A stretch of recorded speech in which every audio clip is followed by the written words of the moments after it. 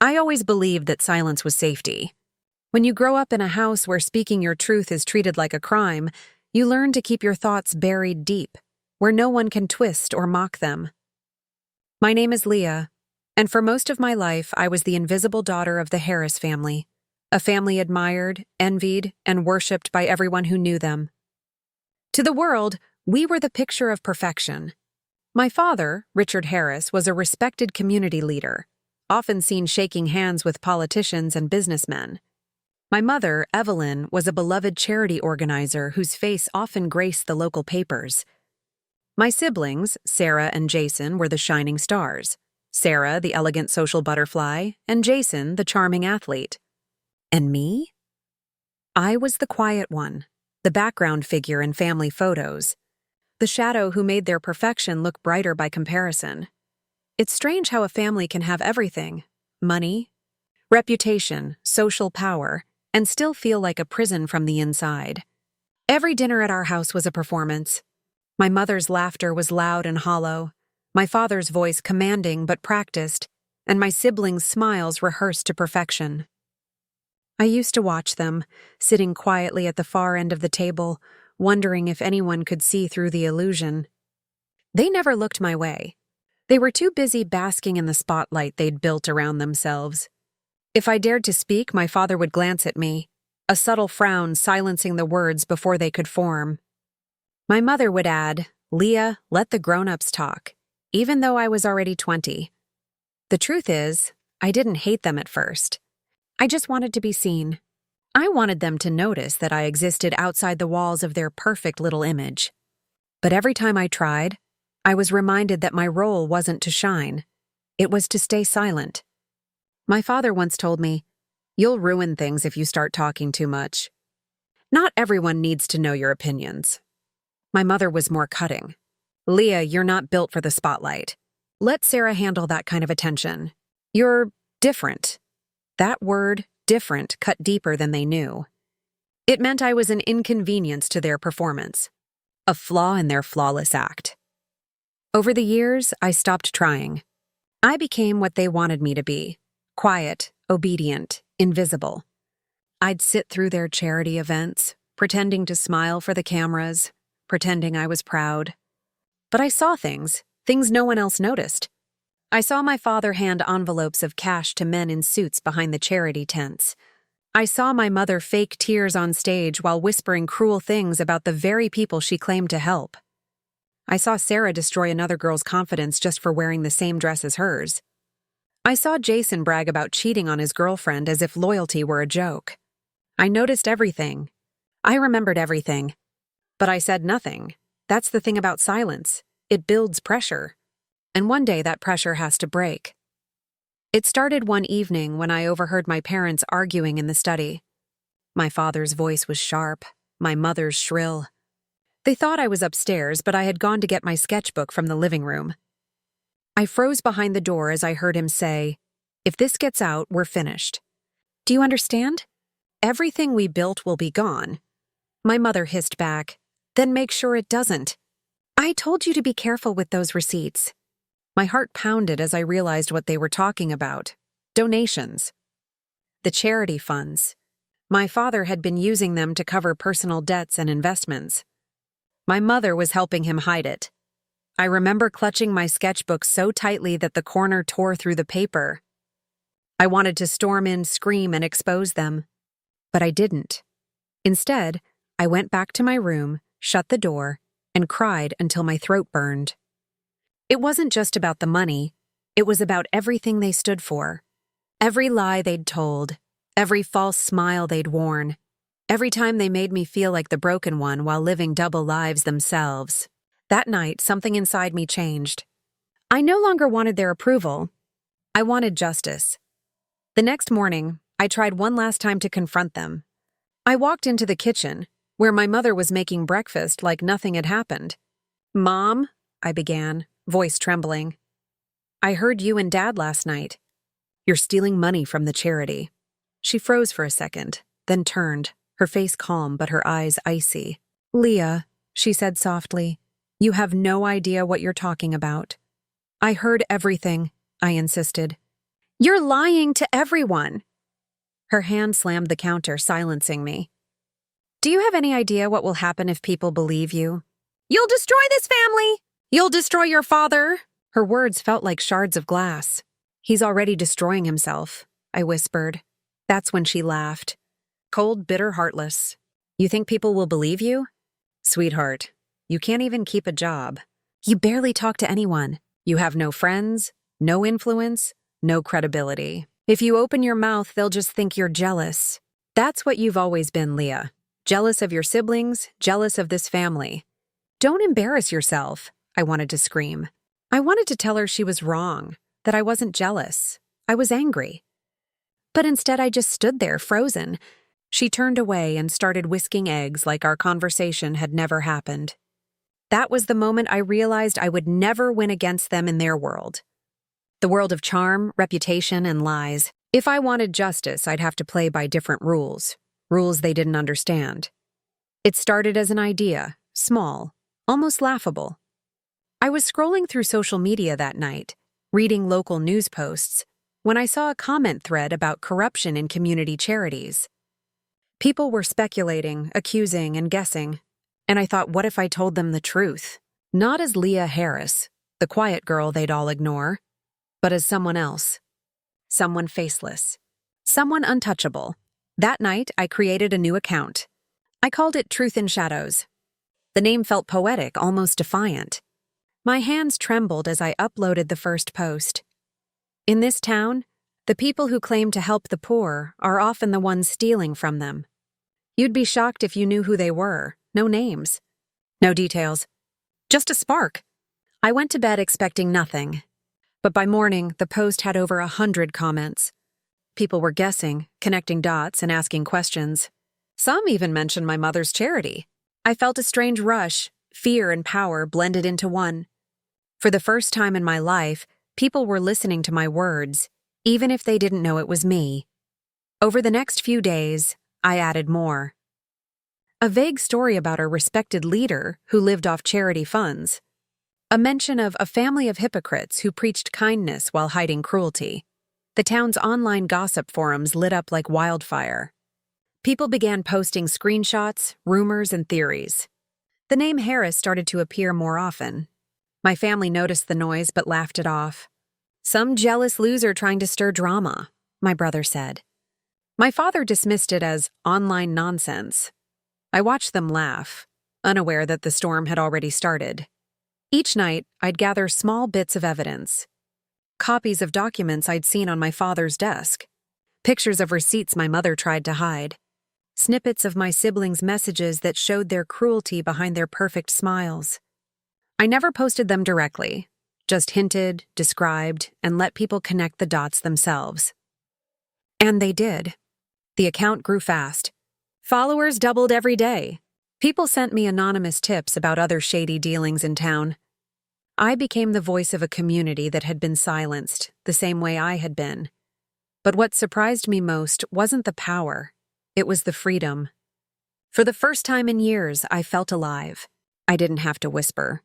I didn't have to be afraid. Every post I made was like reclaiming a piece of myself they'd taken away. I wasn't Leah Harris, the quiet, forgettable daughter. I was the shadow that saw everything, the one they couldn't silence anymore. Still, there were nights when I stared at the screen, my reflection staring back from the dark glass, and wondered if I was doing the right thing. Revenge and justice blurred together until I couldn't tell which one I was chasing. But then I'd remember my mother's words. You'll destroy this family if you open your mouth. And I'd whisper to myself, maybe that's exactly what I need to do. By the end of that month, my posts had started real conversations in the town. People were questioning things they once ignored. Reporters were sniffing around. My father's confident smile began to fade. My mother's charity events were canceled due to unforeseen circumstances. Sarah's friends started distancing themselves. Jason deleted half his social media accounts.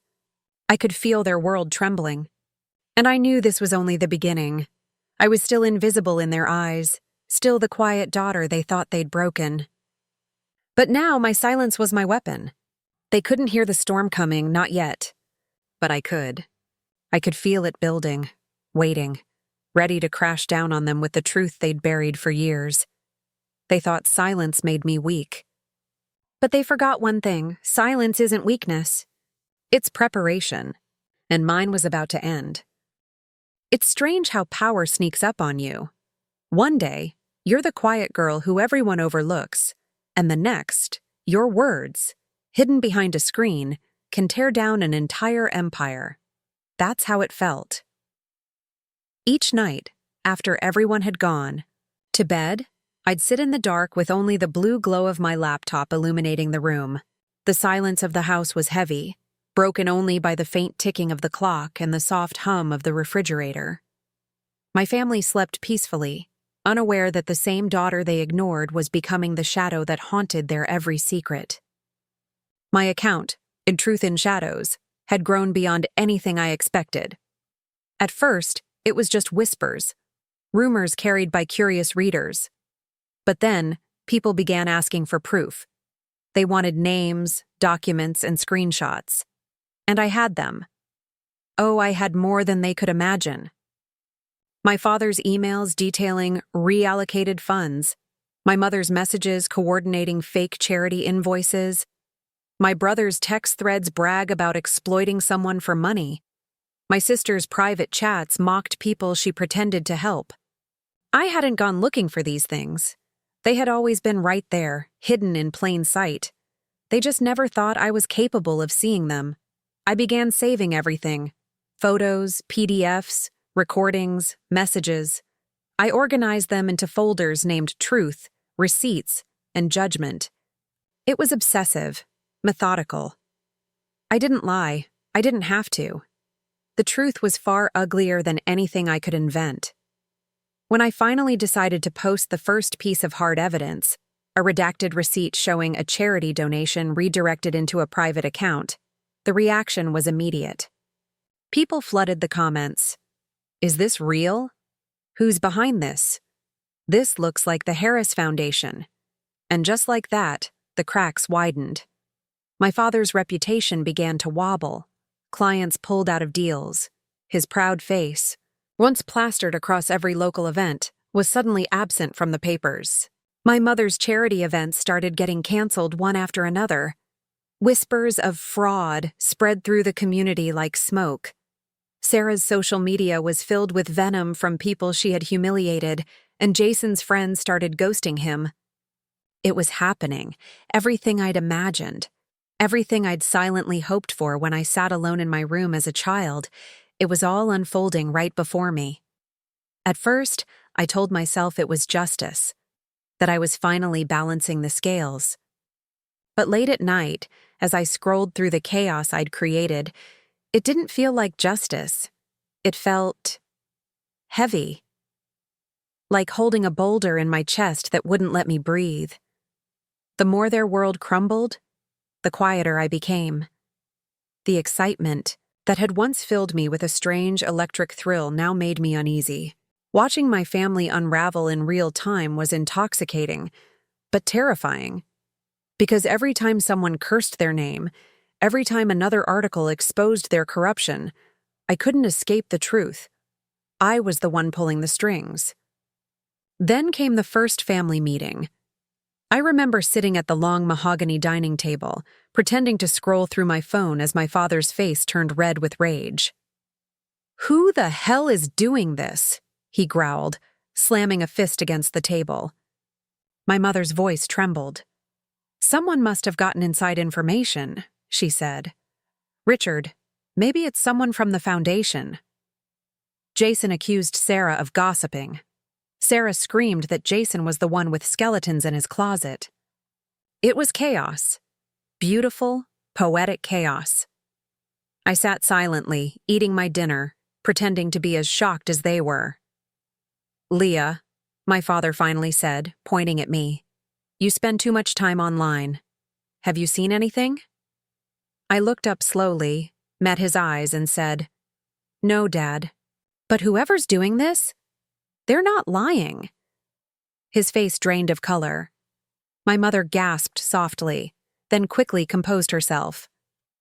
"Don't talk nonsense," she snapped. You're too naive to understand how these things work. I wanted to laugh. Naive? If only they knew. In the days that followed, things spiraled faster than even I anticipated. News outlets began to pick up the story. Anonymous accounts spread my posts like wildfire. Local journalists were investigating the Harris Foundation, and the whispers had turned into full-blown accusations. My father fired 2 employees, convinced they were the source of the leaks. My mother started deleting files from her laptop, files I'd already copied. My siblings stopped speaking to each other. The air in the house grew thick with suspicion. And then, the unimaginable happened. They turned on each other. My father accused my mother of carelessness. My mother accused him of ruining her reputation. Sarah said it must have been Jason, the screw-up who always ruins everything. Jason screamed back, calling her fake and useless.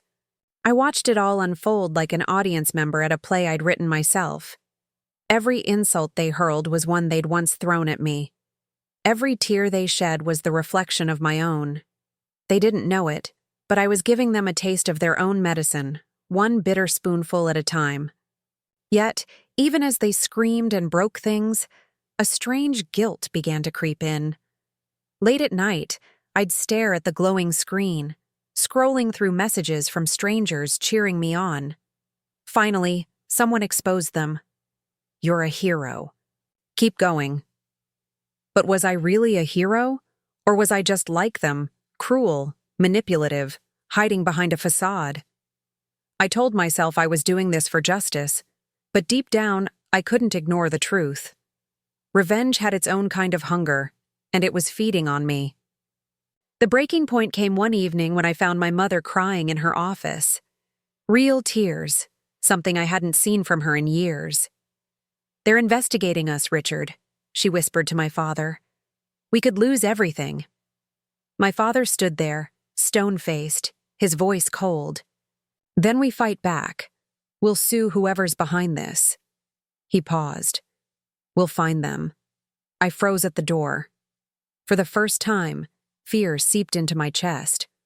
What if they did find out?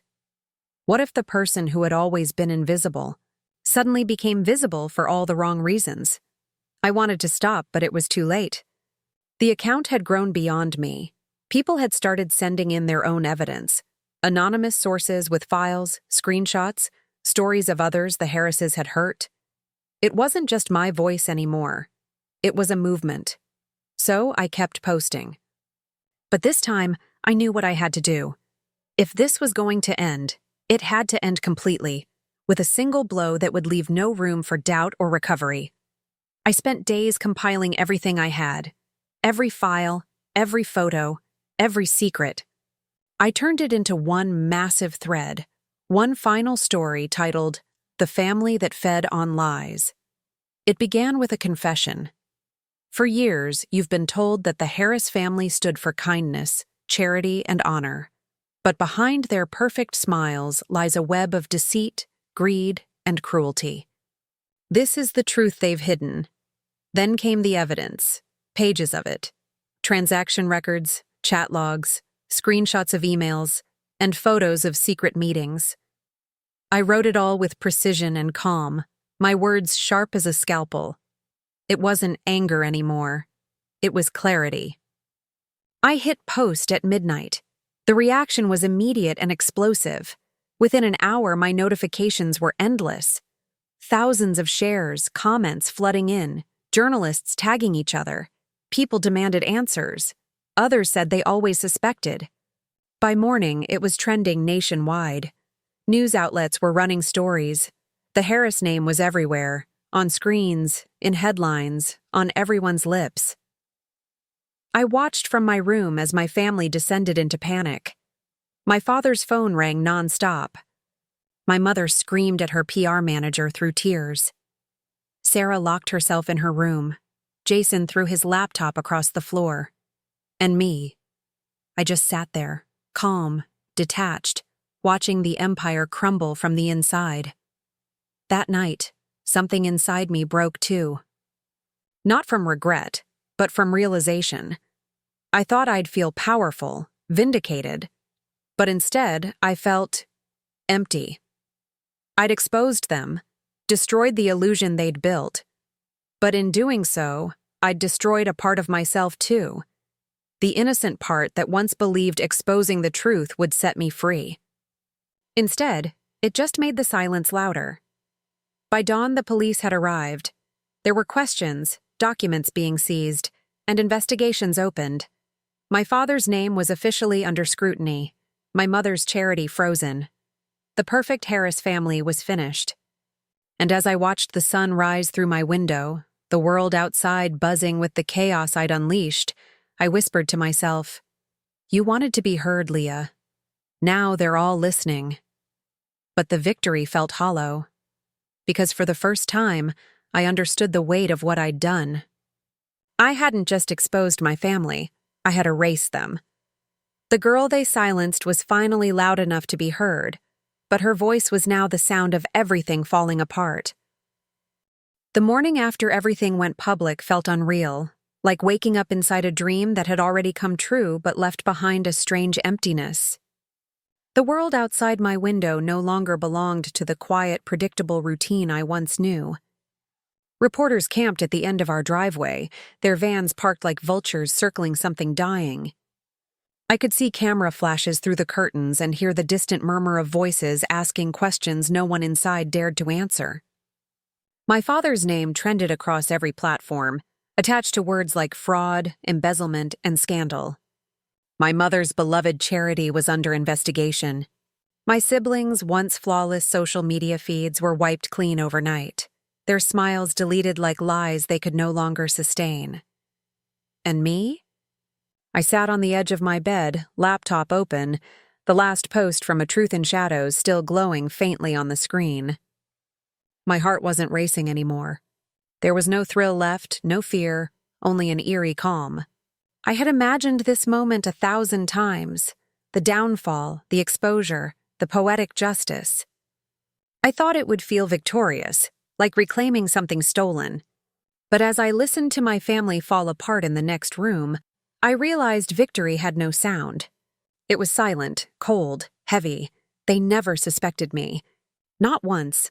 My father's paranoia pointed everywhere but home. "It's got to be someone from the foundation," he barked into the phone, pacing the living room as if movement could fix things. "Find out who?" My mother sobbed endlessly, alternating between rage and despair. "Someone hates us, Richard," she kept repeating. "They want to destroy us." Jason shouted about hackers. Sarah accused her friends of betrayal, and I sat there, invisible as always, holding the secret like a burning coal in my chest. It didn't feel like power anymore. It felt like a confession waiting to escape. The house changed quickly. What used to be filled with rehearsed laughter and the clinking of dinnerware turned into a graveyard of broken routines. My father started drinking late into the night, his booming voice now replaced by mutters of regret. My mother stopped wearing makeup, her eyes hollow from lack of sleep. Sarah refused to leave her room, and Jason vanished for days without explanation. Every corner of the house seemed to echo with their guilt they didn't even know I'd orchestrated. At first, I told myself this was what they deserved. Every tear, every sleepless night, every argument was karma finding its way home. But as the weeks passed, the satisfaction began to dissolve. I'd wander through the hallways late at night and feel the air itself changing, heavy with something like mourning. Revenge had a scent. It smelled like cold coffee, dust, and the faint metallic tang of regret. I caught my reflection in the mirror one evening and barely recognized myself. My eyes looked older, harder. There was a shadow in them that hadn't been there before. My father tried to fight the storm publicly at first. He gave interviews, insisted the evidence was fabricated, and claimed his enemies were conspiring against him. But the world doesn't forgive easily once it's entertained the idea of a scandal. The reporters kept digging, uncovering truths even I hadn't known about. Business partners backed out, politicians distanced themselves. The charity board voted my mother out within a week.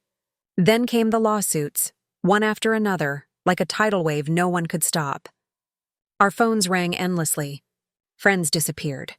Invitations stopped coming. For the first time, the Harris name didn't open doors. It closed them. I should have felt vindicated. Instead, I felt haunted. Because the more their lives unraveled, the more I realized that I had tied my entire sense of justice to their downfall. Without them, who was I? What would I be once the chaos ended?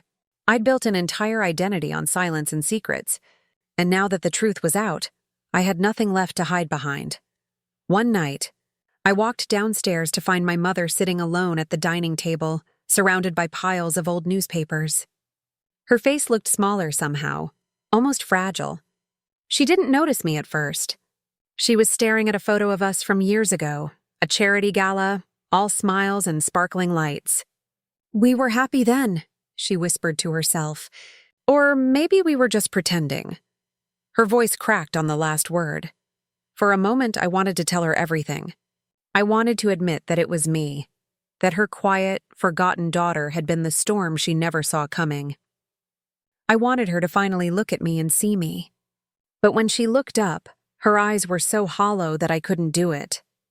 The truth felt crueler than the lie, so I stayed silent again, the way I always had. Days turned into weeks, and the house grew emptier. My father left one morning without saying goodbye, his packed bags sitting by the door like accusations. My mother started spending nights at her sister's house. Sarah moved in with a friend across town, her once bubbly personality replaced with bitterness. Jason stopped calling entirely. The family that had once stood as a monument to perfection had splintered into strangers. And I realized that revenge doesn't just destroy the guilty, it takes pieces of the avenger too. I stopped posting soon after that.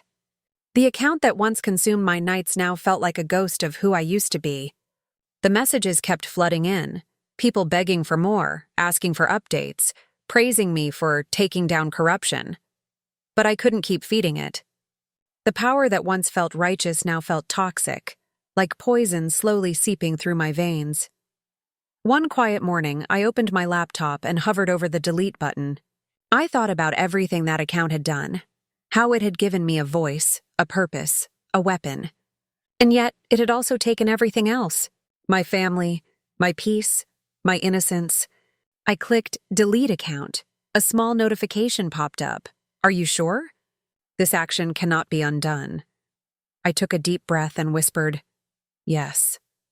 Then I pressed it. The screen went blank, the feed gone in an instant. All that remained was silence.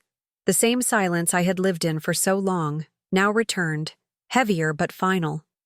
I leaned back, tears I didn't expect rolling down my face. I wasn't crying for them.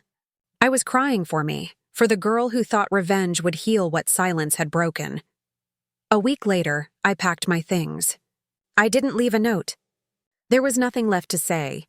I caught the early train out of town, my suitcase beside me, watching the city that had shaped my pain blur past the window. For the first time, I wasn't running away. I was walking toward something new, even if I didn't know what it was yet. I found a small apartment in another city, started working at a bookstore, and told everyone my family lived far away. No one there knew my last name, and I liked it that way. Sometimes I still see their names in the news. Small mentions, nothing grand. A lawsuit was settled. A property was sold. My father's company finally dissolved. My mother occasionally appears at small events, trying to rebuild what's left of her reputation. Sarah married someone wealthy, but she looks miserable in every photo. Jason keeps changing jobs, never staying in one place. They say the Harrises fell apart overnight, that it was a tragedy. But I know better. It wasn't overnight. It was years of lies, years of cruelty, years of silence, and finally screaming back. I still have one file saved on my laptop, a draft I never posted. It's titled The Last Truth. In it, I wrote, I didn't destroy them. I just showed the world who they really were. I never sent it out. Some truths don't need to be shared. They just need to be carried.